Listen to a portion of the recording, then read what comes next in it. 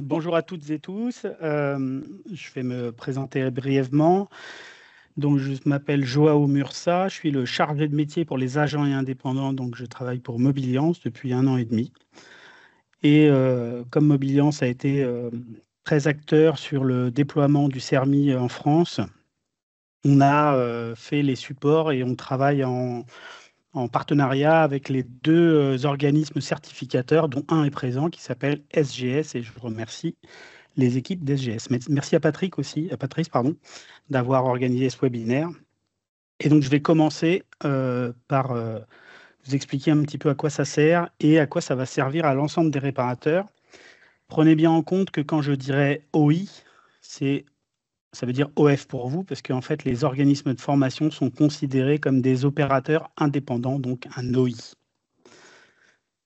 Donc, qu'est-ce que le CERMI? Pour ceux qui ne le savent pas, donc c'est un dispositif européen qui a été mis en place pour permettre aux réparateurs, donc à l'ensemble des réparateurs, d'accéder en toute sécurité aux informations liées à l'inviolabilité des véhicules. Donc ça va permettre à cet ensemble, à tous ces réparateurs, d'intervenir sur toute la partie maintenance, bien entendu, puisqu'il y a des choses qui vont être verrouillées par certains constructeurs, et, donc de permettre d'être totalement autonome sur l'ensemble des réparations. Donc, comme vous le savez, en 2018, il y a eu ce règlement européen, le 858, 2018-858, qui a été ouvert via le RMI, donc l'information de réparation de maintenance, ce qui permettait à l'ensemble des réparateurs d'accéder à tout ce qui était méthode de réparation, référencement de pièces et tous ces éléments-là. A été intégré donc le CERMI, qui concerne donc l'inviolabilité, vous l'aurez donc compris, et ça permet, alors pour vous, ce n'est pas tout à fait vrai, parce que ça va permettre à vous, organismes de formation, de pouvoir former les futurs alternants, enfin en tout cas les futurs apprenants, à comment fonctionne l'inviolabilité, même s'ils ont accès via leur patron dans leur activité propre. Donc, comment être CERMI? Donc, il va falloir fournir donc un CABIS, en tout cas une information comme quoi il y a bien une entreprise en face, donc OI, OF, une liste des personnes qui seront susceptibles de travailler sur cette certification, en tout cas sur cette partie inviolabilité. Il faudra que l'assurance que vous ayez soit au-delà de 1 million d'euros et 500 000 euros de dommages matériels. Alors, on effacera la ligne révocation, puisqu'il faut d'abord avoir été certifié pour être éventuellement révoqué. Il faut prouver d'une légitimité d'exercice et il faut avoir un casier judiciaire vierge. Le casier judiciaire, on entend le B3 qui concerne la partie vol de véhicule. Donc, au même titre que, par exemple, quelqu'un qui veut faire des cartes grises, là, il faut aussi qu'il ait un casier judiciaire vierge. Ça, c'est pour la partie entreprise. Après, on a la partie pour les salariés. Donc, il faut que l'entreprise, évidemment, n'ait jamais été révoquée, au même titre que le salarié n'ait jamais été révoqué. Donc là, pour vous, ça sera les formateurs. Il faut que tous les représentants et les salariés concernés aient bien évidemment le casier judiciaire vierge également, un contrat de travail normal et une pièce d'identité ou un document équivalent qui fait foi. Donc, ce process de certification, il est sur 5 ans. Donc, la première partie, c'est une partie documentaire qui va être, comme je l'ai évoqué tout à l'heure, toute la liste. Et c'est bien évidemment du déclaratif. Une fois que vous avez intégré et que vous avez décidé avec quel organisme vous allez travailler, ou en tout cas solliciter la certification, via le lien qu'ils vous donneront, vous allez transmettre tous ces documents. Une fois que le certificat est délivré, vous aurez donc l'obligation d'avoir un compte DigiDentity qui permettra à la personne qui va solliciter la connexion au serveur, dans le cadre du CERMI, à déverrouiller l'accès. Dans ces 0,4 ans, il y a un audit surprise sur site pour vérifier que tout ce que vous avez déjà établi, ou en tout cas fait, permet plutôt de dire que vous l'avez fait avec tous les documents nécessaires et puis que ça a été tout respecté par rapport au cahier des charges du certificateur. Au-delà de 4 ans et demi, donc à 6 mois de la fin de cette certification, vous sera demandé savoir si vous voulez renouveler cette certification. Et là, à la demande du chef d'entreprise, bon, j'imagine que l'organisme certificateur vous fera un rappel en disant qu'attention, vous arrivez à la fin, à échéance de votre certification. Il vous fera signe en vous disant prenez rendez-vous et ils viendront sur site vérifier que tout ce qui avait été déterminé est respecté et prolongera cette certification dans le cas où l'audit est bien entendu respecté. Donc, certificat sur 5 ans. Après, donc les équipements nécessaires, moi, je pense que vous utilisez un bon nombre de matériel de diagnostic. Hein, donc, pour certains, ça va être dédié aux marques et d'autres dédiés à des multimarques. Pour ne pas les citer, donc on dira les KTS pour la marque Bosch et puis on nommera Actia pour dire j'ai donné 2 noms. Donc, il faut bien entendu une interface de communication, donc le pass-through, c'est normal, hein, puisque c'est l'interface qui permet d'accéder au véhicule et qu'elle soit compatible. Si elle n'est pas compatible, vous n'avez bien évidemment pas accès. Un abonnement au portail des constructeurs, ça vous avez cette obligation, mais vous l'aviez déjà, puisque pour accéder à des informations constructeurs, il fallait déjà que vous ayez accès au portail. Une connexion à Internet stable, c'est la base, et puis l'alimentation électrique stable, bien entendu, pour garder la batterie au-delà de 12 volts. Donc, comment ça fonctionne? Écoutez, le fonctionnement est assez simple. Hein. Donc, OI, comme je vous disais tout à l'heure, pass-through, la voiture, l'outil Diag, vous branchez, vous avez fait un diagnostic. Ça concerne un codage de clés, une mise à jour calculateur, une mise à jour ADAS, un codage boîtier d'attelage ou de nouvelles pièces.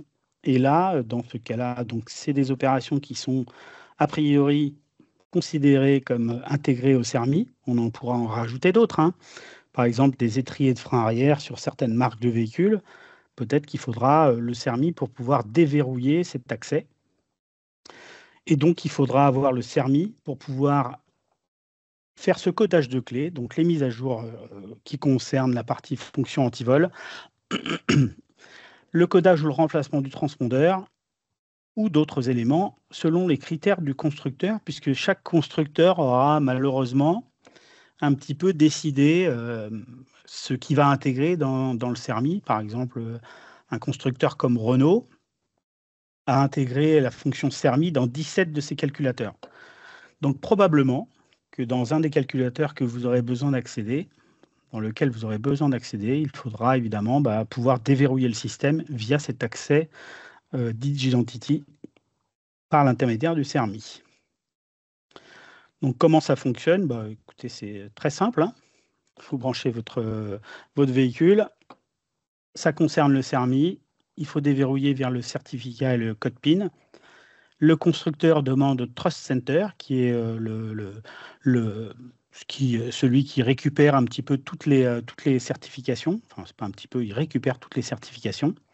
Il contrôle le certificat, il donne l'information au constructeur que c'est OK. Et là, il peut échanger toutes les données. Donc là, c'est quand vous le faites vous-même, en tant qu'organisme de formation.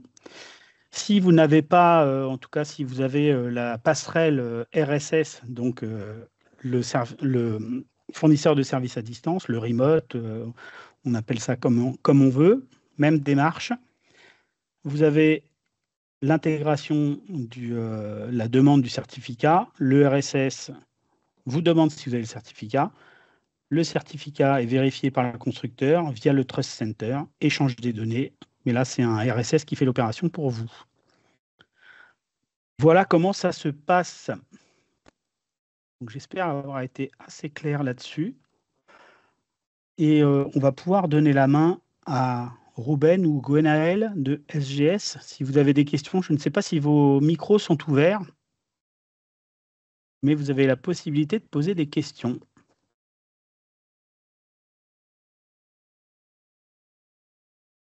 Y a-t-il quelqu'un au bout du fil?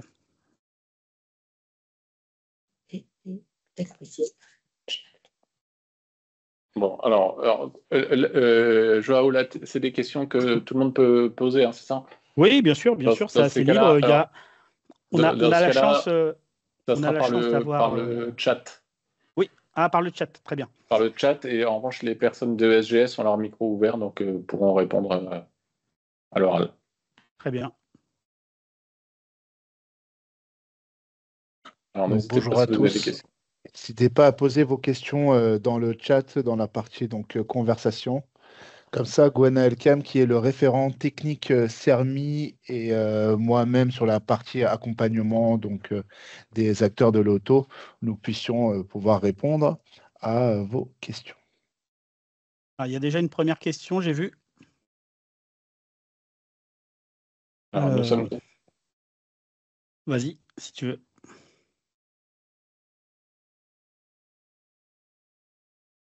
Vous avez la question, faudra-t-il une tête de VCI spécifique? Il faut une VCI.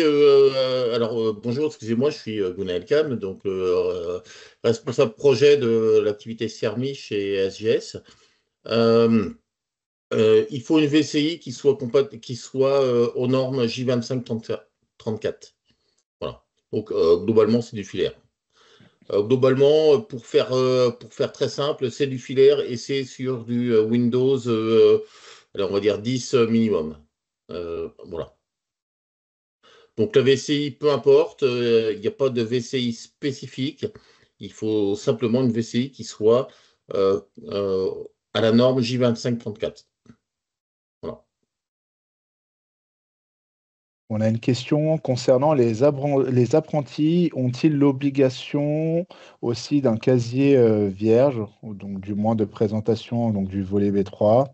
Ce qu'il faut retenir, c'est que le CERMI, lui, ne fait pas la distinction, elle, entre un, un gérant, un salarié ou un apprenti. Eux, ils raisonnent en termes d'intervenants. Donc, pour tout intervenant, sur le CERMI devra donc présenter un casier, donc ce volet V3 qui est demandé pour obtenir sa certification CERMI. Voilà. Et je compléterai aussi avec ce que dit Ruben. Non seulement il faut effectivement un casier judiciaire vierge, mais il faut aussi donc au moins 2 ans d'expérience dans le domaine de la réparation automobile, ou alors un titre de niveau bac ou bac pro minimum. Minimum, ça veut dire que BTS et tout ça, forcément, c'est accepté. Mais voilà, il faut ces 2 conditions. Donc, un apprenti, avoir 2 ans d'expérience minimum, ça peut être un petit peu compliqué. Et un titre de type CAP, BEP ou Bac Pro de plus de 2 ans, enfin voilà, tout ça cumulé, c'est compliqué. Voilà. Mais c'est les exigences CERMI et tous les intervenants qui doivent être certifiés CERMI, effectivement, doivent répondre tous à aux mêmes exigences, c'est-à-dire au moins 2 ans d'expérience dans le domaine de la réparation automobile, ou alors un titre de niveau bac ou bac pro. Il y a par la suite une question concernant la durée pour obtenir la certification. Ce que nous avons constaté avec du recul, c'est que cette durée, elle peut être plus ou moins longue. Donc, elle peut aller d'1 à 2, voire 3 semaines, car en réalité, elle est liée à la durée laquelle le responsable du garage ou l'acteur qui va venir déposer les pièces justificatifs, ce délai peut être plus ou moins long. Et ensuite, cela va être également lié au fait qu'il peut y avoir un ou plusieurs non-conformités lorsque nos inspecteurs vont faire cette étude documentaire.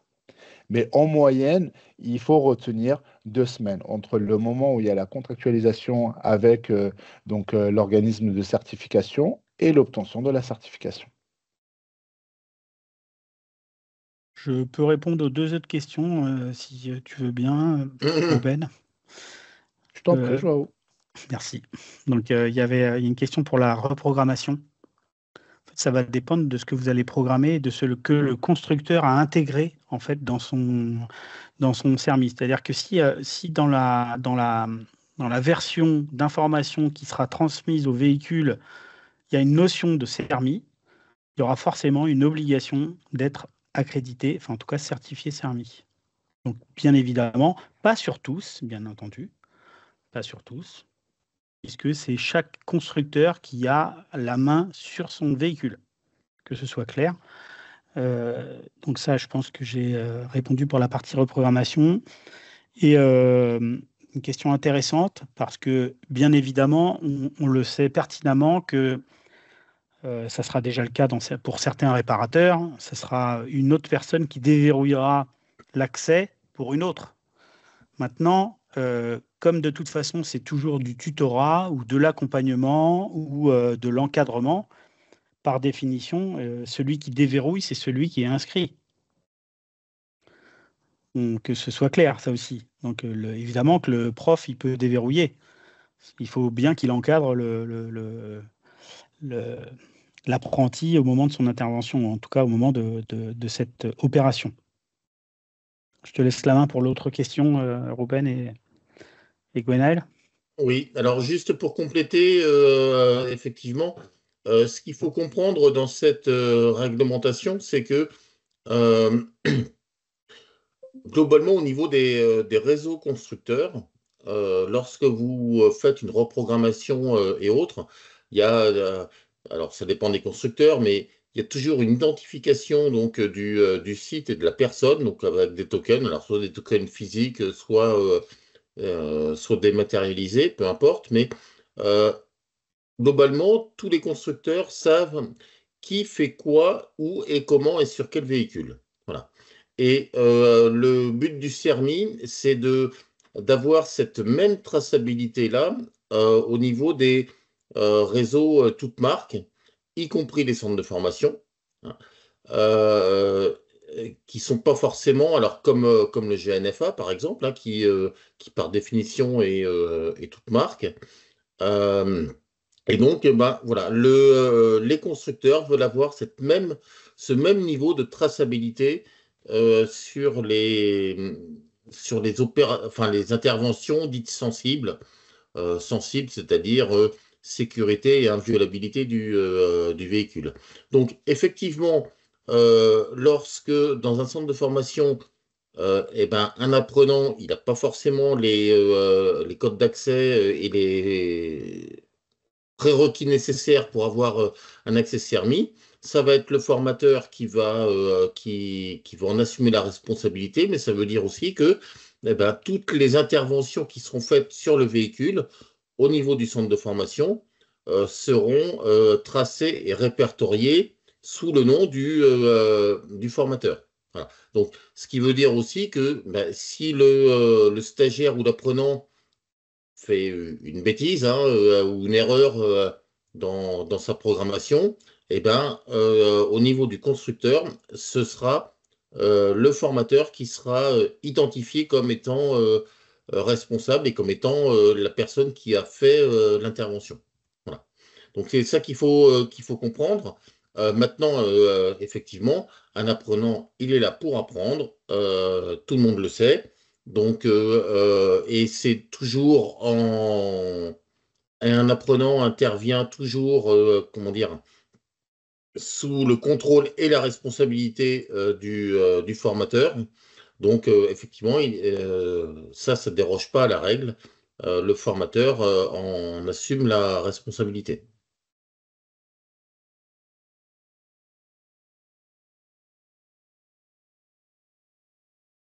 Une question sur l'identifiant. Donc, c'est un identifiant par formateur. Oui, l'identifiant, il est personnel, confidentiel, et il se fait par téléphone portable avec l'application Digidentity.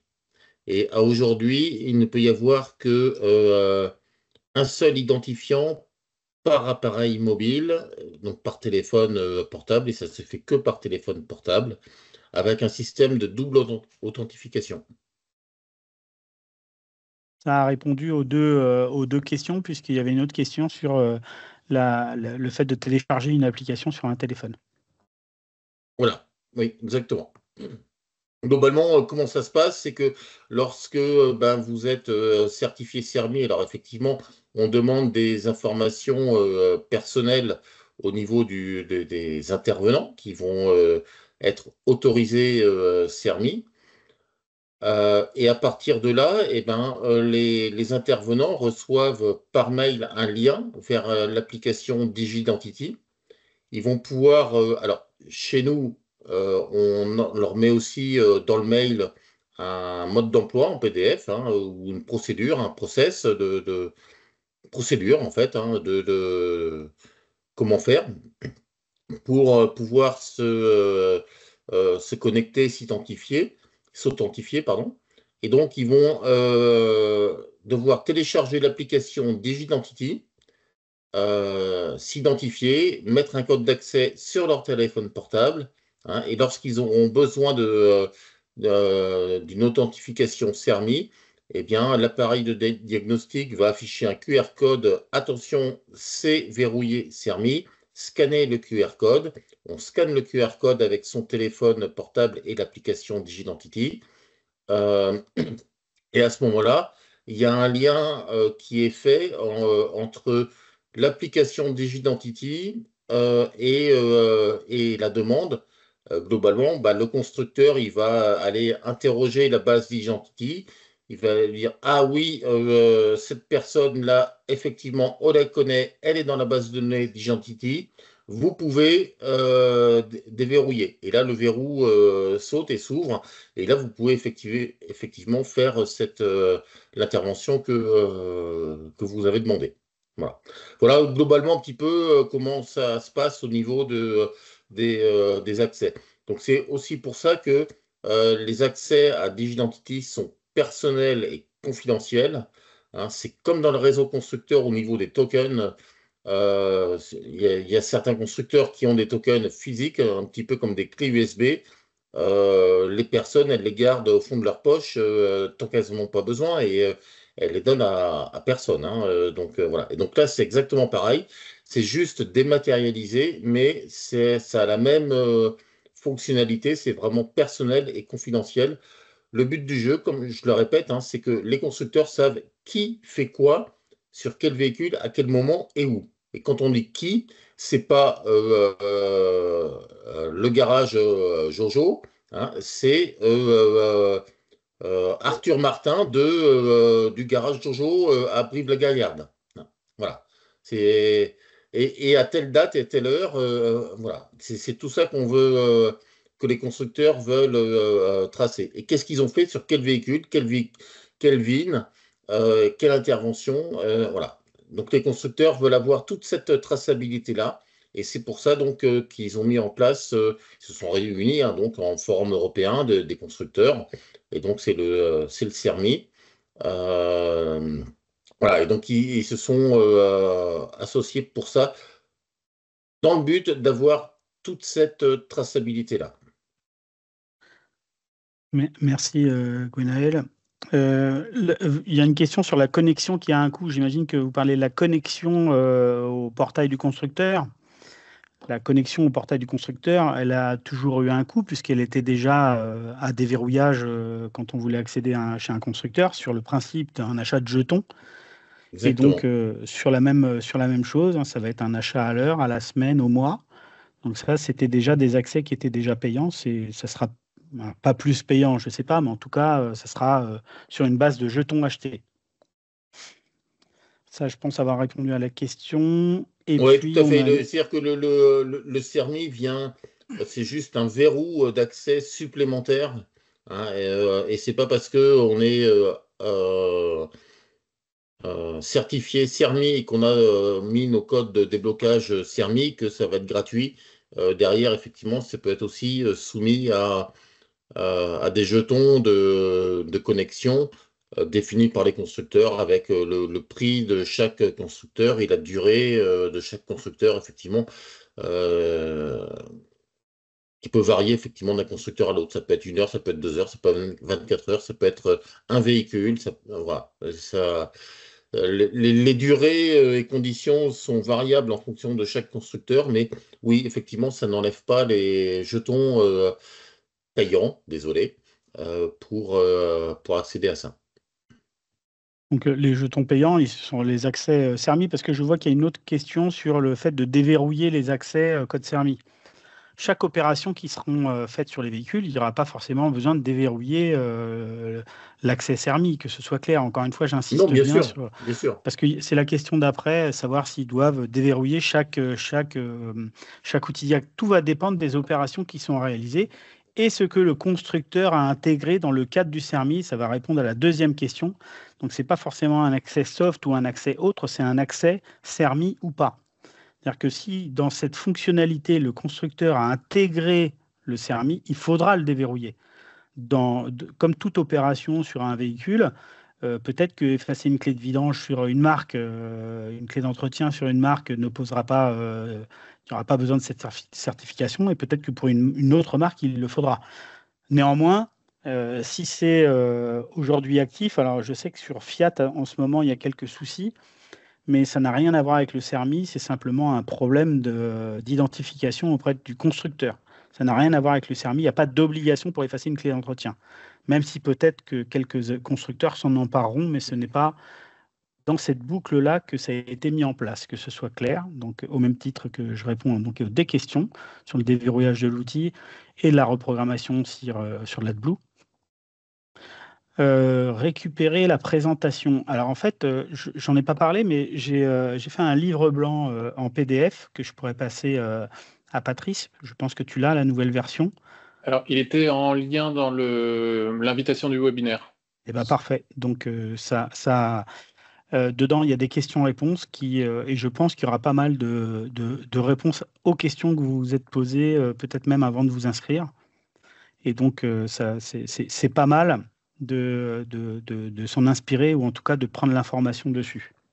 Et quant à l'enregistrement, je pense, mais je parle sous le contrôle d'Alexis qui pourra peut-être me confirmer, vous le retrouverez aussi via le lien de ce webinaire. Ouais, parce que je vois qu'il est lancé. Et la dernière question qui apparaît, les concessionnaires sont-ils soumis à CERMI? Alors, à partir du moment où vous avez un panneau de marque, de la marque que vous représentez, c'est-à-dire que vous êtes concessionnaire Peugeot, Citroën, DS, vous représentez 3 marques. Vous avez déjà ces accès-là par l'intermédiaire de votre panneau de marque. Donc, bien entendu, il n'y a pas besoin de cet accès CERMI. Par contre, si vous souhaitez travailler sur, vous avez ces 3 panneaux, hein, donc Peugeot, Citroën, DS, vous voulez travailler sur une Renault, et là, vous avez besoin de l'accès autre marque, donc CERMI. Là, évidemment, il faudra, les concessionnaires auront cette obligation aussi. Et là, je vais répondre même plus largement, un réparateur multimarque ou un revendeur VO qui a cette habitude de traiter du multimarque, il aura tout intérêt de pouvoir accéder à l'ensemble des informations de réparation, en tout cas des informations de CERMI, de sécurisation, inviolabilité, sur toutes ces marques.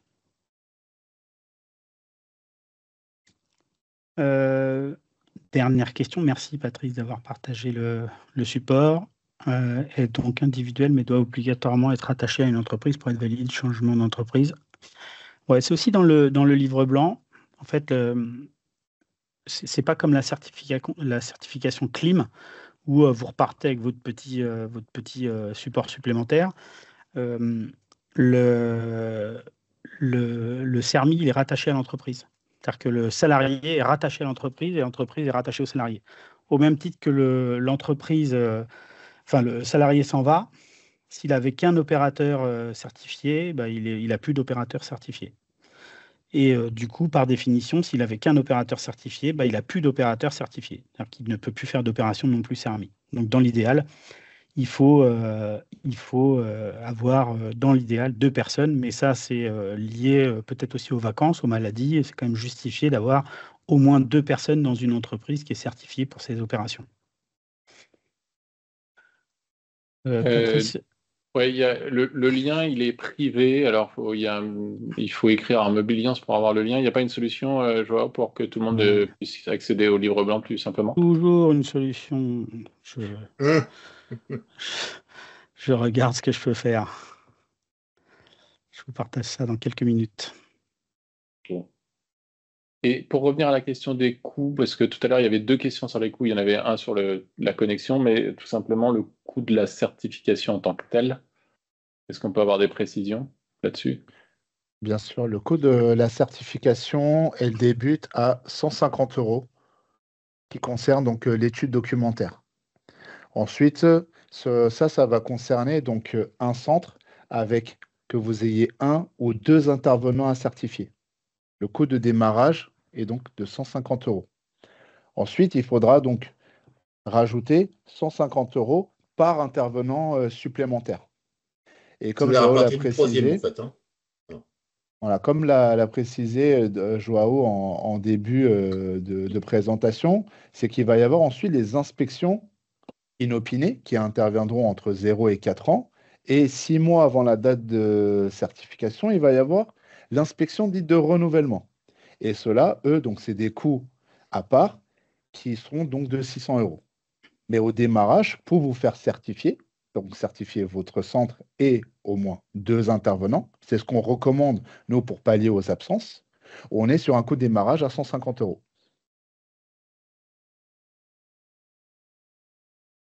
Et donc, on a dit qu'il y avait 2 certificateurs. Ça veut dire qu'il y a soit vous, SGS, soit un autre, c'est ça? Et c'est au libre choix des OF? Exactement. Oui. Il Tout à y a fait. 2 organismes certificateurs à ce jour. Voilà. Dont un qui est présent aujourd'hui ici. Dont SGS qui est présent. Merci à eux d'ailleurs. Ok. Alors, n'hésitez pas à télécharger le support. Là, je vois qu'il a été mis en lien par Joao. C'est la dernière version. Vous avez toutes les coordonnées et toute la présentation refaite sur un petit support. Voilà, téléchargeable à souhait.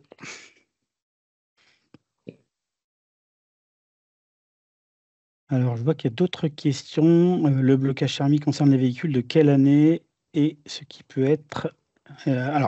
oui, alors clairement, c'est en gros, c'est Euro 5.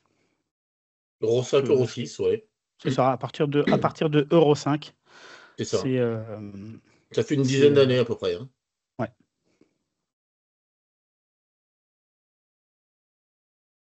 Et Joao, tu as expliqué que les opérations concernées n'étaient pas les mêmes d'un constructeur à l'autre ou d'un Par véhicule à constructeur, l'autre. tout à fait. Donc il y a un groupe de travail. Oui, je vois ta question arriver. Ouais, est-ce qu'on a un je te laisse la poser.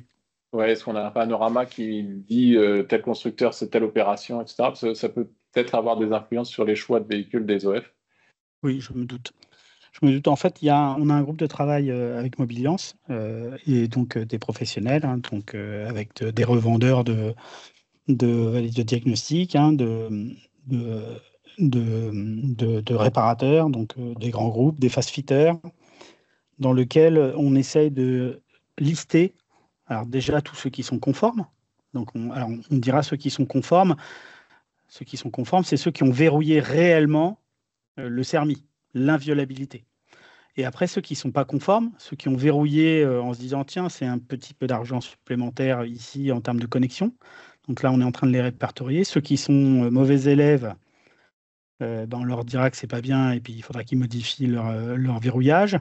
Et puis, dans l'idée, c'est d'avoir à terme un fichier dans lequel on essaiera d'intégrer le plus gros des opérations qui seront de réparation notamment. Mais par exemple, d'ores et déjà, je peux vous dire que si vous voulez avoir accès au schéma électrique d'un véhicule, si ça concerne le CERMI, en tout cas si dedans il y a une partie inviolabilité, il faudra être certifié. C'est dommage pour des centres, si vous voulez lire un schéma électrique, si vous n'avez pas accès au schéma, c'est un peu dommage. Ouais, et effectivement, comme on disait, chaque constructeur définit librement ce qu'il va mettre sous CERMI ou pas sous CERMI. Voilà. Et donc, il n'y a pas de liste commune ni de liste minimale de fonctions verrouillées CERMI, ce qui pourrait arranger beaucoup de monde. Mais voilà, il n'y a pas de liste officielle qui est faite. La liste, elle est faite effectivement au fil de l'eau avec l'expérience. Voilà. Alors, je vois qu'il y a un peu d'agacement dans les questions. Naturellement. Je comprends et c'est tout à fait naturel. Alors, bien évidemment, vous avez compris que c'était une nouvelle certification, que ça, vous êtes OF, mais il faut savoir que les opérateurs indépendants ont cette même problématique. C'est-à-dire ils payent déjà beaucoup de choses, ça leur fait des charges supplémentaires, en tout cas des frais supplémentaires, que eux refactureront, que vous ne pouvez pas refacturer parce que on n'est pas dans la même démarche. Donc, comme c'est nouveau, évidemment, on a toujours des questions qui ne se sont pas posées. Forcément, il y a des questions qui ne se sont pas posées. Et j'avais déjà eu l'échange avec un organisme de formation que je ne nommerai pas, mais est-ce qu'il y aura peut-être plus tard un module spécifique pour les OF? Peut-être. À ce jour, rien n'est écrit. Pour l'instant, il faudrait déjà que les pays autres de l'Europe nous informent de ce qui se passe pour les organismes de formation. Est-ce que oui? Est-ce que non? C'est intégré ou pas? Est-ce qu'ils ont aussi cette certification? Là, par contre, je ne sais absolument pas pour le moment.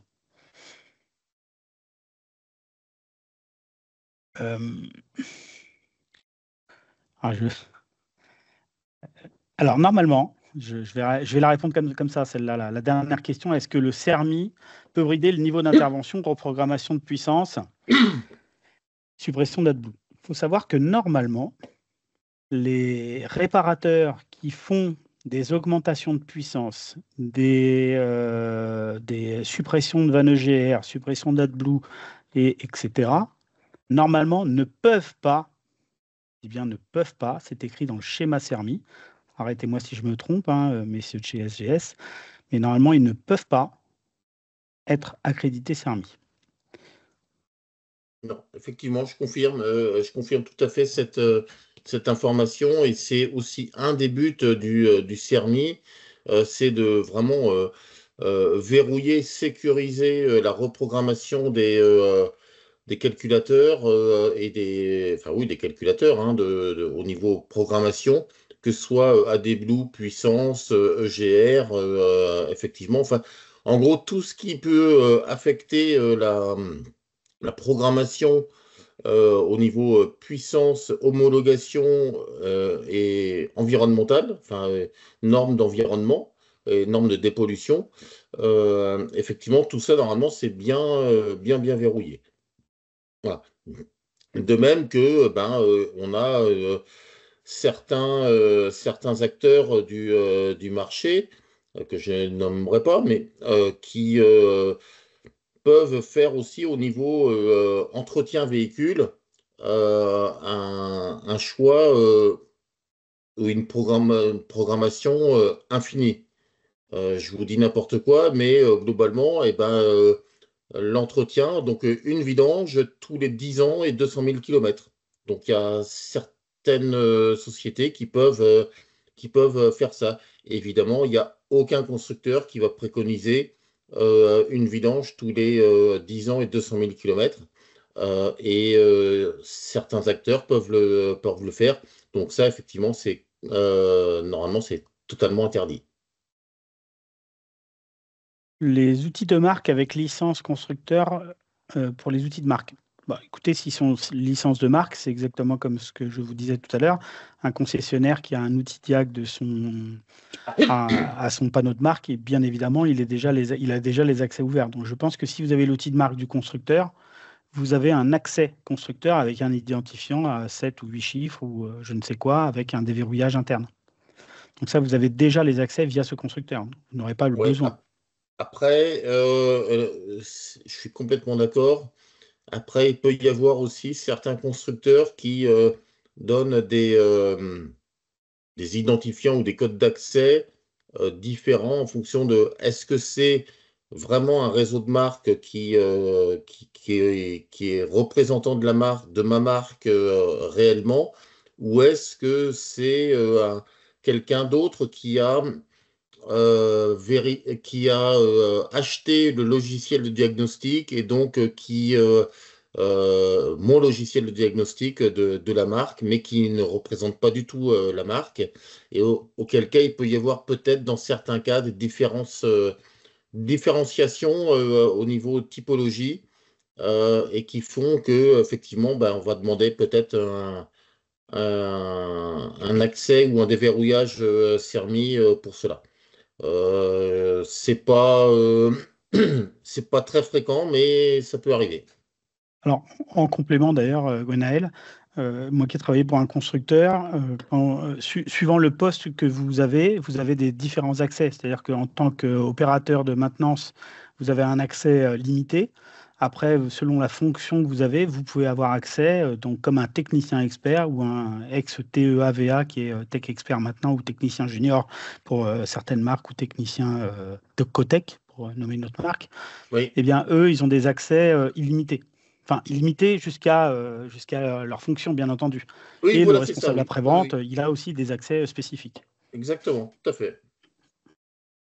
Voilà. Et donc, effectivement, si c'est un opérateur indépendant qui demande à acheter le logiciel du constructeur et à avoir les accès, et ben le constructeur va lui dire: ah oui, d'accord, ok, mais c'est un opérateur indépendant, donc on va peut-être un petit peu limiter l'accès aux données. Voilà. Voilà, Et donc tout à peut-être fait. que certains accès seront verrouillés par le CERMI, alors que dans le réseau constructeur, concessionnaire ou autre, ça ne le sera pas. Alors, les formations devront jusqu'à s'équiper avec des outils diagnostiques par marque. Alors, vous avez parlé 4 interventions et 4 classes différentes. Vous savez que les jetons, c'est un achat heure, semaine, mois. Donc, ça va dépendre des opérations que vous réalisez. Donc, évidemment, si vous avez 4 classes, si vous achetez le jeton pour la journée ou pour la semaine, vous allez le payer qu'une fois. Mais au même titre, je vais répondre du coup à la deuxième question.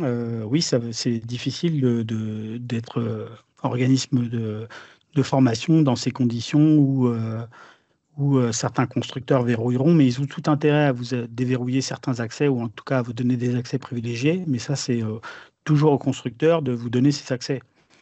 Le CERMI n'a pas vocation à dire tel organisme de formation bénéficie d'un avantage particulier par rapport à un autre.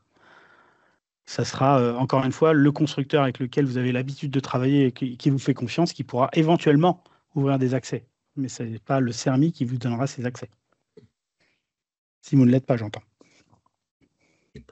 En fait, ce qu'il faut comprendre aussi dans cette réglementation-là et dans toutes ces sécurités, c'est que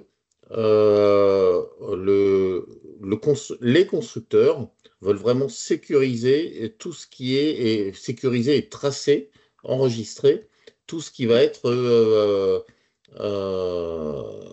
sensible au niveau des interventions sur le véhicule. Et par rapport à ça, eh ben, les constructeurs ont aussi réfléchi au fait que, d'accord, on va donner un accès sécurisé, mais comment contourner ces accès? Voilà. Ça paraît un peu tordu comme réflexion, mais c'est une vraie réflexion parce que, effectivement, on se dit, d'accord, il y a des verrous, ok, comment on peut les verrouiller? Et on se dit, ben, peut-être que par les centres de formation, si on leur donne un accès assez large et assez facilité pour que tous les apprenants, effectivement, puissent connaître tous les tenants et aboutissants de la profession, ce qui est tout à fait justifié et légitime, eh bien, on va leur dire oui, mais alors dans ces cas-là, ça veut dire qu'ils peuvent accepter des véhicules d'un peu partout pour pouvoir faire ça. Je sais que c'est pas du tout l'esprit des centres de formation, mais ça peut faire partie des dérives potentielles de certains centres de formation. Et c'est pour ça aussi donc que les constructeurs ont verrouillé de la même manière que tous les autres opérateurs indépendants et que tous les garages indépendants l'accès au diagnostic et aux programmations des calculateurs exactement de la même façon. Voilà.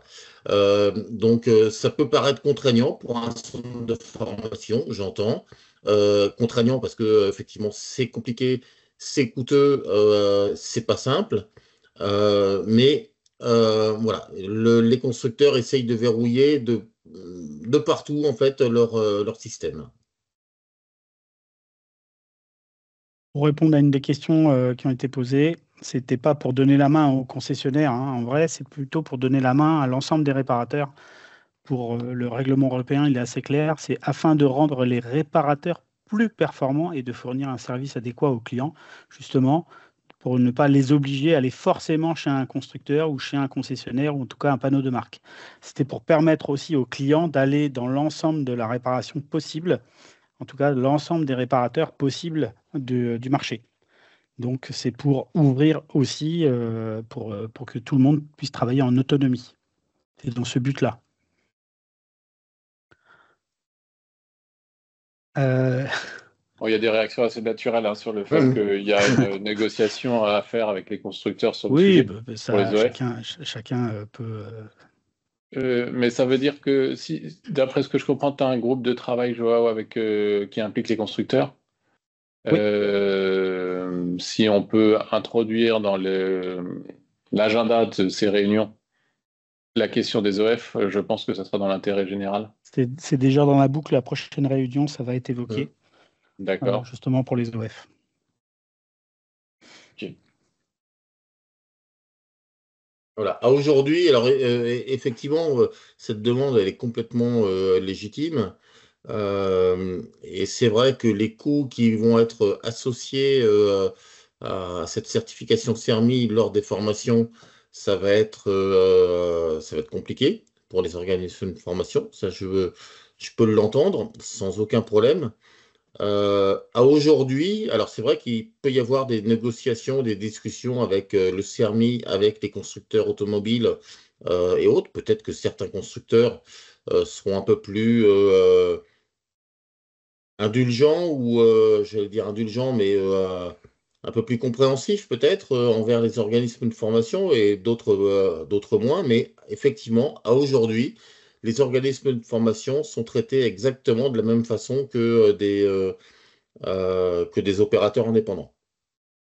Et ça, vous avez parlé de l'Europe tout à l'heure. Est-ce que le service, ça concerne tous les pays d'Europe? Oui. Oui, tout à fait. C'est en place depuis donc le 1er novembre 2024 en France. Okay. Mais c'est déjà actif dans les autres pays depuis l'année dernière. Ok. Et mais ça n'avait pas été... On n'a pas de visibilité sur les autres pays, sur la façon dont ils ont traité les OF? Non, dans le sens où c'est vraiment depuis le lancement en France où là, il y a eu un verrouillage des constructeurs. Arrêtez-moi si je me trompe, Ruben et Gwenaël, mais... Non, mais c'est ça. À partir du 1er novembre, il y a beaucoup de constructeurs qui ont appuyé sur le bouton, CERMI France, boum, je valide, voilà. Et donc, tout ce qui est en France, c'est verrouillé CERMI. Pour les fonctions que chaque constructeur a définies. Et c'est vrai que c'est un règlement européen qui s'est déployé en différentes phases, différents temps selon les pays. L'Espagne et le Portugal le sont depuis plus longtemps que nous. Le Danemark, je crois que c'est le Danemark ou la Suède qui ont été les premiers à être concernés. Bon, voilà. Nous, on est peut-être parmi les derniers aussi, mais voilà, c'est vraiment chaque constructeur, c'est par pays.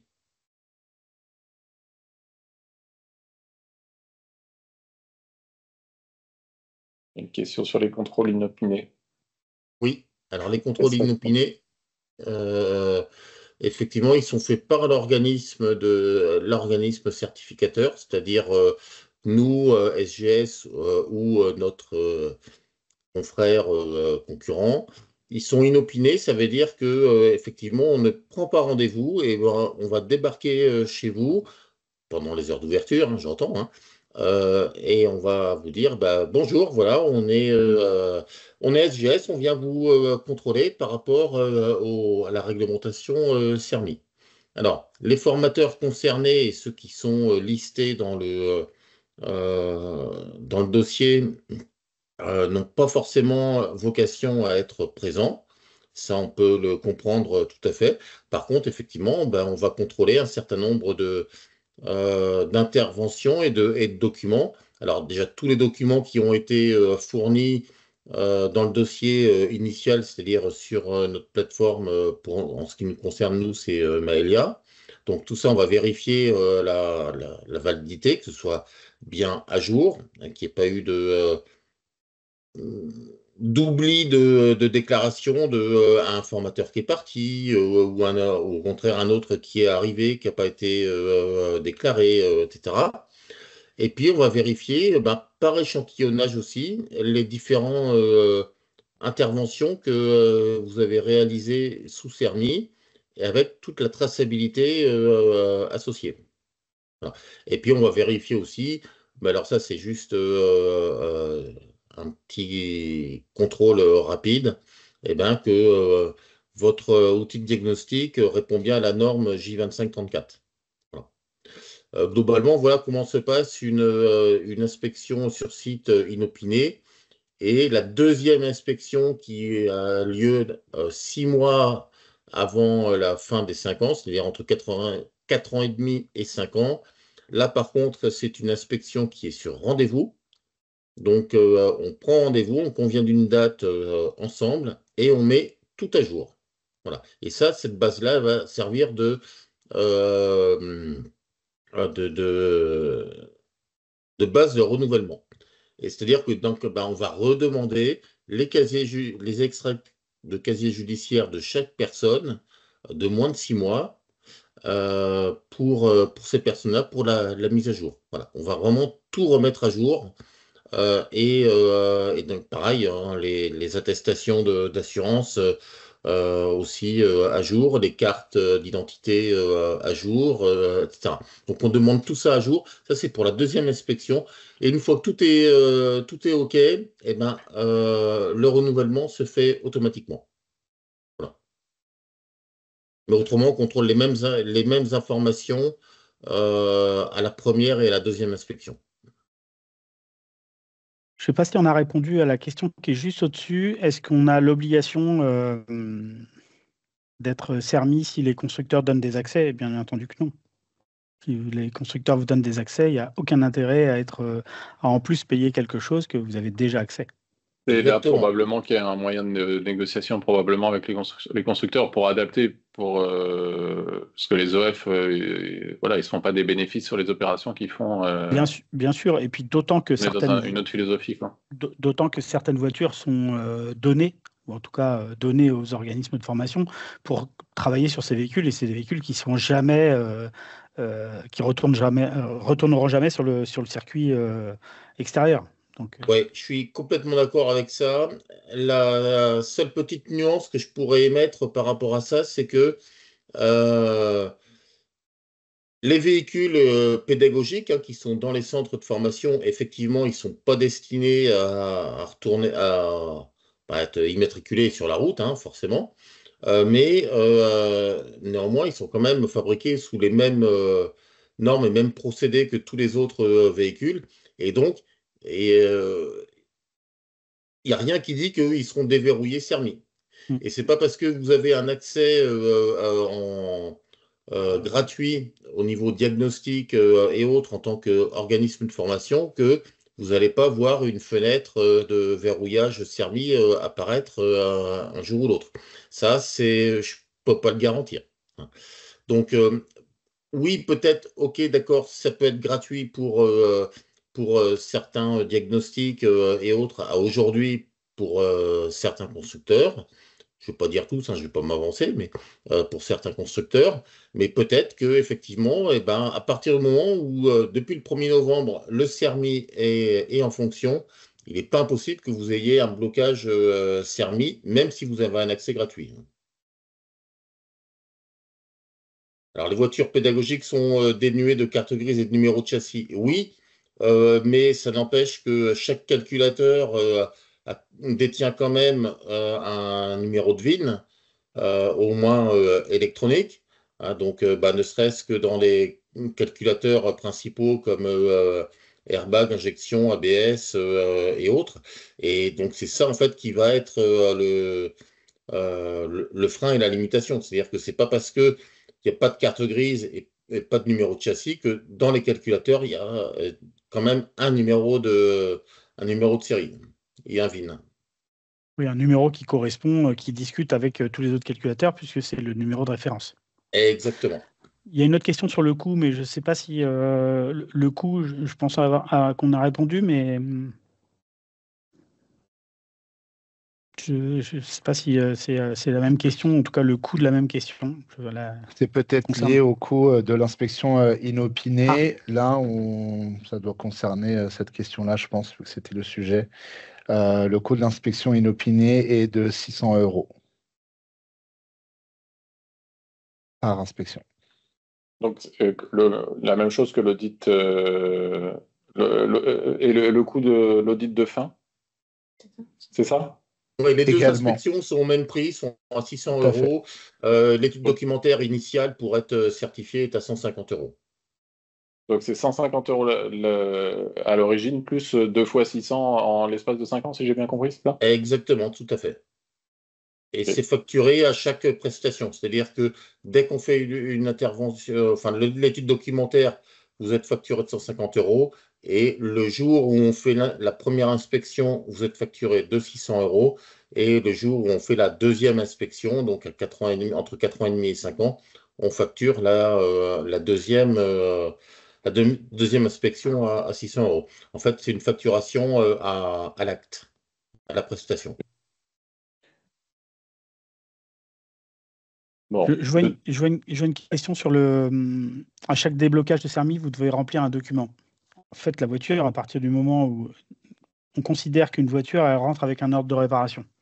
Si une voiture, elle est ad vitam aeternam dans vos locaux, bien entendu, vous n'allez pas remplir un document à chaque fois, puisque par définition, elle est chez vous et elle y reste. Oui. Donc, vous n'avez pas besoin de remplir un document, mais par contre, il y a bien un historique de connexion, puisque ce véhicule, à chaque fois, et vous vous identifiez, vous êtes considéré comme... Enfin, à chaque fois, c'est un marqueur. Hein. Donc, C'est un marqueur ça inscrit votre numéro. Voilà. Et pour répondre à la question là, par rapport au QR code là, de Clément Patin, euh, oui, au niveau des constructeurs, le QR code, il y a un historique automatique au niveau des constructeurs, mais nous, en tant qu'organisme certificateur, on n'a pas accès, du moins pas à aujourd'hui, non, on n'a pas accès à cet historique-là. Donc, oui, vous devrez remplir des documents de traçabilité. Alors, normalement, pour un opérateur indépendant, c'est effectivement copie de carte grise, copie de la pièce d'identité de la personne qui vient déposer le véhicule, et puis ordre de réparation numérisé, et donc intervention, libellé de l'intervention demandée. Il est évident que dans les cas des organismes de formation, on ne va pas aller vous demander tout ça parce que c'est ridicule et puis c'est pas réaliste du tout. Par contre, on va vous demander de nous présenter les différentes interventions qui ont été réalisées sous CERMI. Voilà. Alors ça peut être après le mode, il est libre forcément. Mais on va vous demander, voilà, et c'est des choses qu'on va vous demander. On me dit, alors, qu'est-ce que vous avez fait comme intervention CERMI au sein de votre centre de formation? Qui les a faites? Quand? Et voilà. Donc, c'est ça qu'on va tracer. Voilà. Donc, ça, effectivement, il faut le tracer. Il faut tracer les interventions. La carte grise, le propriétaire du véhicule, forcément, là-dessus, on ne sera pas trop regardant parce qu'on sait que c'est des véhicules pédagogiques, donc qui restent dans les centres de formation. Les formateurs, ce sont les mêmes et ce sont des formateurs qui sont donc certifiés CERMI et qui sont embauchés par le centre de formation, qui ont un contrat de travail avec le centre de formation. Donc là-dessus, effectivement, il n'y a pas de problème. C'est simplement au niveau de la traçabilité de l'intervention qu'on va on va regarder.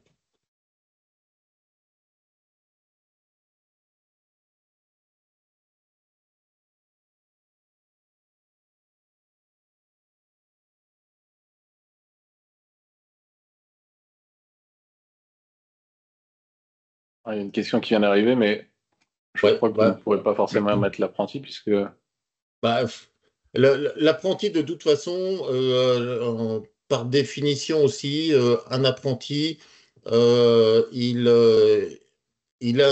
agit, il intervient sous le contrôle et la responsabilité du formateur.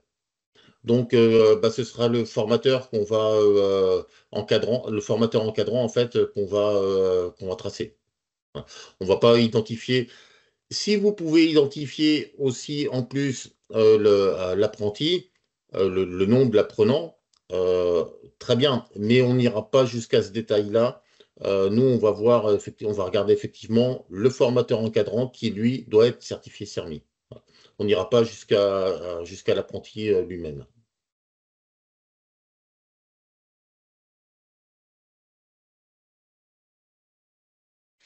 alors est-ce qu'on prend encore une question? Parce que je crois on avait mis 1 heure de mémoire. Oui, on est dans le format pour le moment. Ouais, enfin, on l'a même un peu dépassé.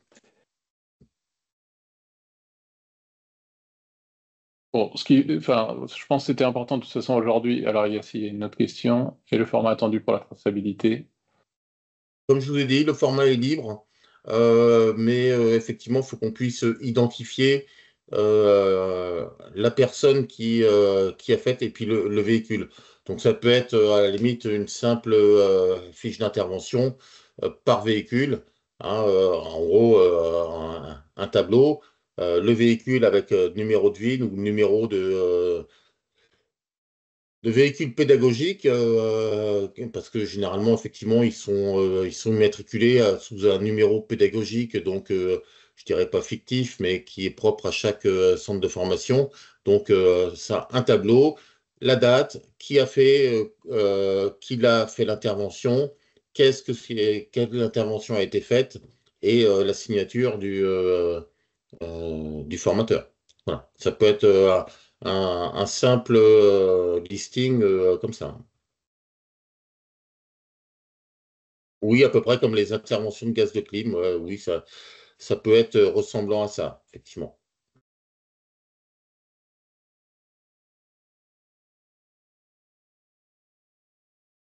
Oui, traçabilité sur 5 ans, exactement, c'est ce qui est exigé par la réglementation CERMI. Donc nous, lorsqu'on va venir, on va venir échantillonner donc hmm, par hasard, en fait, hein, on va vous demander quelles sont les interventions que vous avez effectuées, et puis on va vous demander donc, à telle intervention, vous avez fait quoi, voilà. Donc c'est vraiment par échantillonnage lorsqu'on va faire nos inspections, et effectivement, c'est sur 5 ans.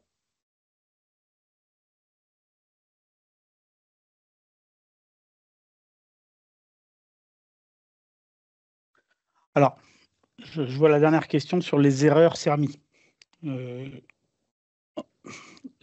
C'est délicat de parler d'erreurs de CERMI parce qu'il faut savoir que tout ce que vous aurez accès par l'intermédiaire du CERMI, il n'y a pas forcément de bêtises à faire. C'est-à-dire qu'à partir du moment où c'est disponible, vous pouvez télécharger quelque chose. Si ça ne l'est pas, vous ne pourrez rien télécharger. Le constructeur, quand il propose un soft moteur ou un soft X ou Y, il le propose pour cette voiture spécifiquement. À aucun moment, il va vous proposer quelque chose qui ne vient pas en fonctionnement avec la voiture. Donc c'est délicat de parler d'erreur d'opération. À partir du moment où c'est disponible, ça veut dire qu'on peut le faire. Le CERMI ne donne pas accès à un accès ingénieur du constructeur. Ça vous donne accès à ce qui est disponible pour un réparateur. Si ça ne l'est pas, ça veut dire que ça ne l'est pas. Si vous pouvez le faire, ça veut dire que c'est dispo. Exactement.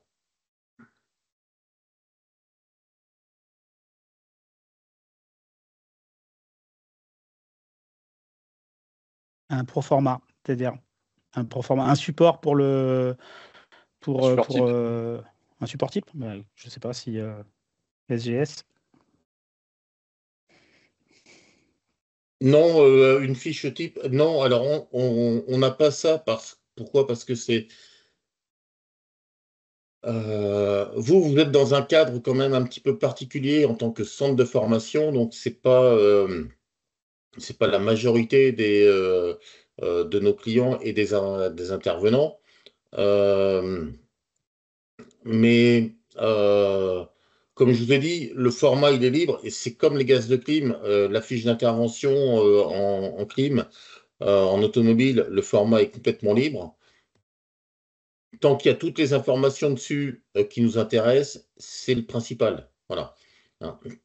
Euh, pour reprendre ce même exemple de fiche d'intervention clim, dans le domaine du froid industriel, on a donc un CERFA, un document CERFA type qui est imposé, qui est le CERFA 15497.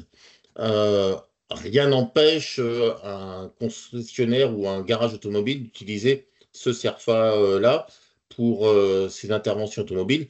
C'est pas du tout adapté à l'automobile, donc c'est vraiment pénible faut vraiment avoir envie de l'utiliser. Mais si vous l'utilisez, on vous le dira. Donc là, c'est pareil, on ne va pas vous imposer. Alors, peut-être qu'effectivement,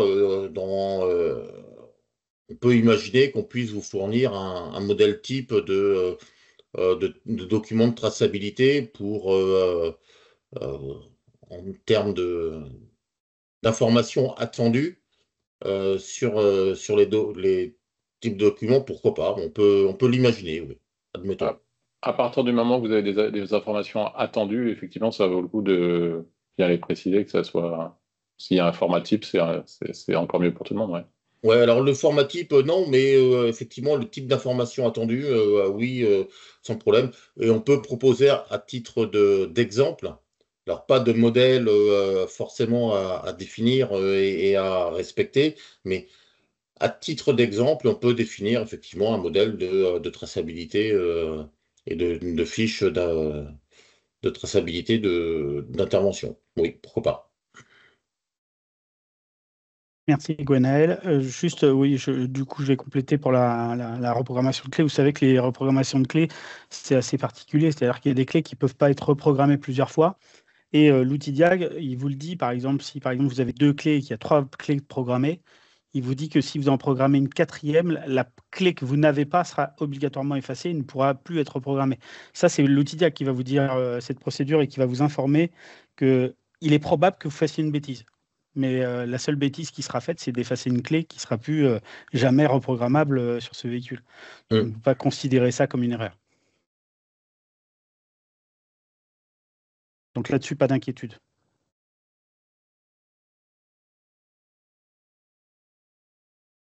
Je pense qu'on a fait le tour, Patrice. Ouais. Bah oui, merci beaucoup. Je pense que c'était important de faire un point sur l'état de l'art du sujet à aujourd'hui. Merci à SGS là, pour votre participation, vos réponses. Merci à tous pour vos questions. Et puis, je pense que Joao, il y a un certain nombre de messages qui ont été passés. Effectivement, on a compris que les OF n'étaient pas peut-être dans la priorité des négociations de départ, mais qu'il faudrait Il va falloir tenter quelque chose avec les constructeurs. Voilà. Pour simplifier la vie de tout le monde. Voilà. Peut-être on peut ajouter qu'on a une formation de formateur qui va être actualisée pour prendre en compte ce sujet, donc la maintenance des calculateurs à partir de début 2026. Très bien, okay. Parfait. Merci Sophie. Ok. Merci à pour tous. votre attention. Merci beaucoup. Merci d'avoir organisé ce webinaire qui était très intéressant. Merci. Merci. Merci à tous et à votre disposition. Merci. Merci beaucoup. Bel après-midi. Au revoir.